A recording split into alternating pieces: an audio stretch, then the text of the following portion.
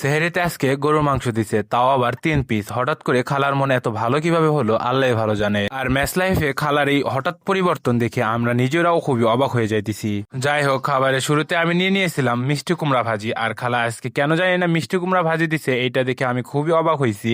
আমার এই অল্প কয়েকদিনের ম্যাচ লাইফ জার্নিতে কম বেশি ভালোই আমি বাজার করেছি, অর্থাৎ আমার বাজার লিস্টে কোনোদিন আমি মিষ্টি কুমড়া দেখি নাই। যাই হোক, যদি এবার মিষ্টি কুমড়া স্বাদের কথা বলে আমি এটাকে 5/10 দিব।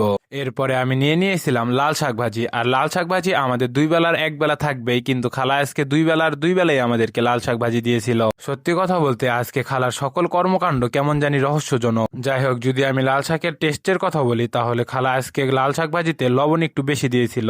আজকের লাল শাক ভাজিকে আমি রেট করব 3/10। খাবারের একদম শেষ পর্যায়ে আমি নিয়েছিলাম গরুর মাংস। আর সত্যি কথা বলতে আজকে গরুর মাংসের কালারটা দেখে আমার কাছে খুবই লোভনীয় মনে হয়েছিল। আমি এখানে ফার্স্টে আলু দিয়ে এবং দেন অল্প একটু মাংস ছিঁড়ে একটি লোকমা ট্রাই করি। আলহামদুলিল্লাহ, খালা আজকে অনেক সুন্দর মতো গরু মাংস রান্না করছিল। আজকের গরু মাংসকে আমি রেট করব 10/10।